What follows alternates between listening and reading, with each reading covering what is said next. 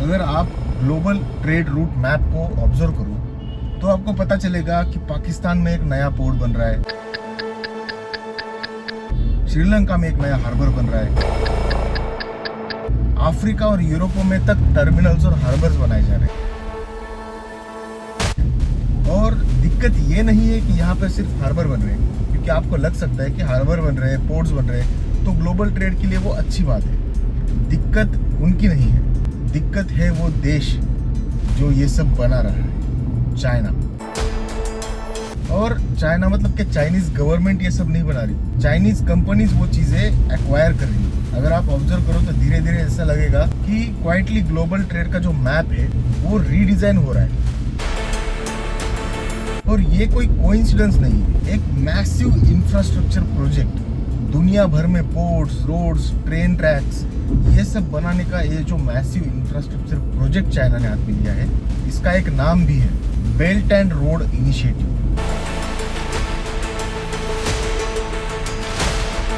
अगर दुनिया के व्यापार की अगर आप हिस्ट्री देखो तो आपको एक पैटर्न दिखेगा कि हर वक्त जो कंट्री ग्लोबल ट्रेड रूट्स को कंट्रोल करती है उसी के पास पूरी पावर होती है कि वो ग्लोबल इकोनॉमी को इन्फ्लुएंस कर सकती है।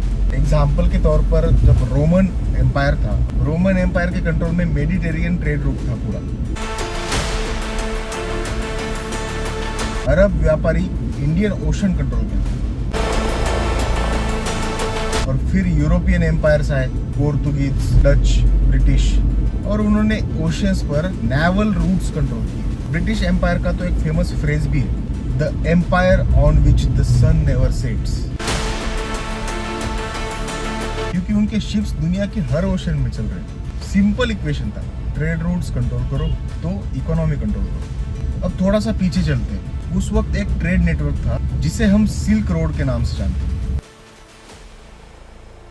आपने इसे कई सारे हॉलीवुड और चाइनीज मूवीज में देखा हो। और सिल्क रोड मतलब सिर्फ एक सिंगल रूट नहीं था, बल्कि रूट्स का एक नेटवर्क था जो चाइना को सेंट्रल एशिया, मिडल ईस्ट और यूरोप से कनेक्ट करता था। इस रूट से सिल्क, स्पाइसेस, टेक्सटाइल्स और प्रीशियस मेटल्स का व्यापार चलता था। चाइना का सिल्क यूरोप तक जाता था, इंडिया के स्पाइसेस मिडल ईस्ट और यूरोप तक जाते थे।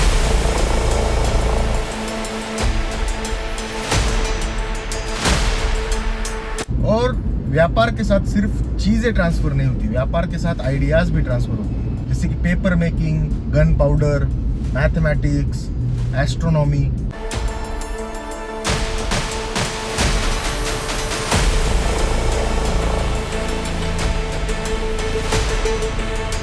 ये जो व्यापारी मार्ग थे, ये सिर्फ कोई माल एक जगह से दूसरी जगह नहीं ले जा रहे थे, ये सिविलाइजेशंस को कनेक्ट कर रहे थे। 15th सेंचुरी में एक मेजर शिफ्ट हुआ, यूरोपियन एक्सप्लोरर्स ने नए सी रूट्स डिस्कवर किए। वास्को द गामा ने इंडिया तक एक सी रूट एस्टेब्लिश कर दिया। Gradually global trade land routes से सी रूट्स की तरफ शिफ्ट हो गई। आज के टाइम पर ग्लोबल ट्रेड का 80 से 90% हिस्सा ओशियंस पर चलता है, मतलब ओशियंस मॉडर्न सिल्क रोड है, ऐसा आप कह सकते हो। और इस सिल्क रोड पर भी चाइना अपना इन्फ्लुएंस बिल्ड कर रहा है। 2013 में चाइना के प्रेसिडेंट शी जिनपिंग, इन्होंने एक एम्बिशियस प्रोजेक्ट अनाउंस किया, एंशिएंट सिल्क रोड का मॉडर्न वर्जन। इस बार कैरावैन्स के लिए नहीं, इस बार था infrastructure, ports, railways, pipelines, highways और industrial corridors.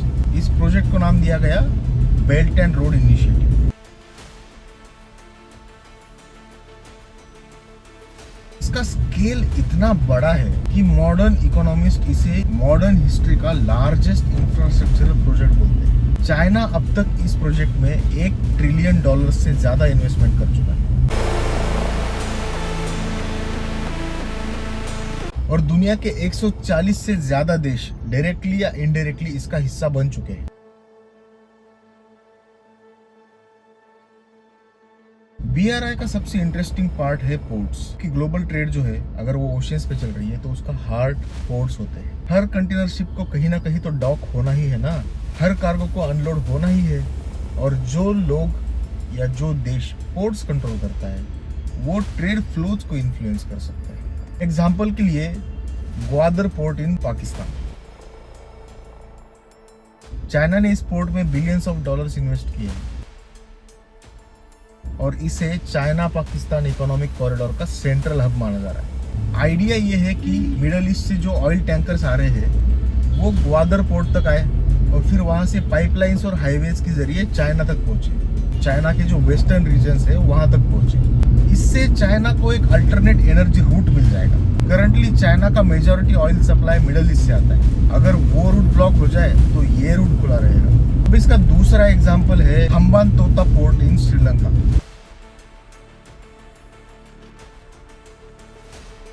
Belt and road initiative की सबसे कंट्रोवर्शियल स्टोरी।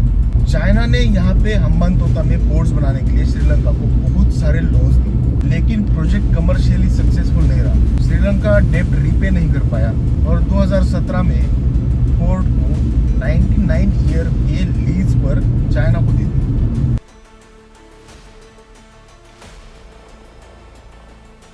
क्रिटिक्स इसे कहते हैं डेट ट्रैप डिप्लोमेसी, लेकिन चाइना इसको ऑफकोर्स रिजेक्ट करता है। जियोपॉलिटिक्स में तो ये डिबेट अब भी चलती है। तीसरा एग्जांपल है पिरेयस पोर्ट इन ग्रीस। 2016 में चाइनीज शिपिंग जायंट कॉस्को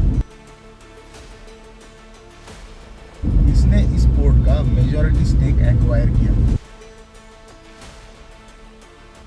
आज ये जो पिरेयस है ये मेडिटेरियन के फास्टेस्ट ग्रोइंग पोर्ट्स में से एक है और चाइना ने इसे यूरोप के लॉजिस्टिक्स गेटवे में कन्वर्ट कर दिया है। यहाँ से चाइनीज गुड्स जो है, चाइना का माल जो है वो सेंट्रल यूरोप तक जाता है।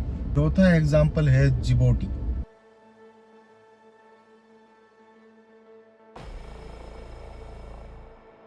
अफ्रीका के हॉर्न रीजन में एक छोटी सी कंट्री, लेकिन लोकेशन इतनी स्ट्रेटेजिक है क्योंकि ये बाब एल मैंडेब के पास में आती है।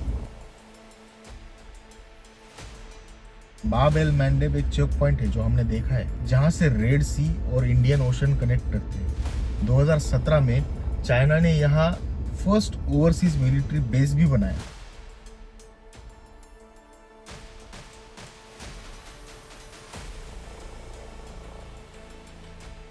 ऑफिशियली लॉजिस्टिक सपोर्ट के लिए, लेकिन स्ट्रेटेजिकली ये लोकेशन बहुत ही ज़्यादा इंपॉर्टेंट है क्योंकि दुनिया का बिजीएस्ट शिपिंग रूट यहाँ से पास करता है। अगर आप वर्ल्ड मैप को जूम आउट करके देखें तो एक पैटर्न क्लियरली दिखेगा। Indian ocean, east Africa, red sea, Mediterranean और यूरोप के गेटवेज, जहाँ हर जगह Chinese funded companies, infrastructural projects, industrial parks, logistic corridors, सब इंटरकनेक्टेड नेटवर्क।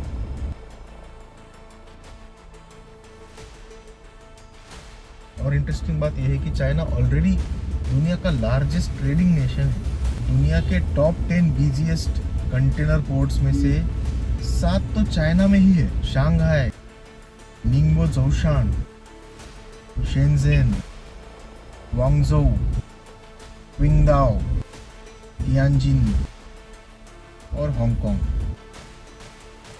सिर्फ शांघाई पोर्ट अगर आप देखोगे तो हर साल 47 मिलियन कंटेनर्स हैंडल करता है। लेकिन बेल्ट एंड रोड इनिशिएटिव सिर्फ इकोनॉमिक्स नहीं है, ये जियोपॉलिटिक्स भी है। इंफ्रास्ट्रक्चर इन्फ्लुएंस क्रिएट करता है, लोन्स जो है वो पॉलिटिकल रिलेशनशिप्स क्रिएट करते हैं और पोर्ट्स स्ट्रैटेजिक एक्सेस प्रोवाइड करते हैं। इसलिए कुछ कंट्रीज इसे डेवलपमेंट अपॉर्चुनिटी की तरह देखते हैं और कुछ गवर्नमेंट्स कॉशियस भी होते हैं क्योंकि global trade networks actually power networks भी होते हैं। अगर आप ग्लोबल सिस्टम्स को ध्यान से देखो तो एक इंटरेस्टिंग पैटर्न दिखेगा। गुड्स ओशियंस के थ्रू ट्रैवल करते हैं, शिप्स, कंटेनर, पोर्ट्स और डेटा जो हम ये सब इंटरनेट यूज़ कर रहे हो, जो आप अभी वीडियो देख रहे हो, ये इंटरनेट कहाँ से मूव करता है? सोचो ज़रा और कमेंट में लिख के बताओ, क्योंकि अगले वीडियो में हम देखेंगे उसी के बारे में। तब तक आप देखते रहिए बिटवीन द सिग्नल्स।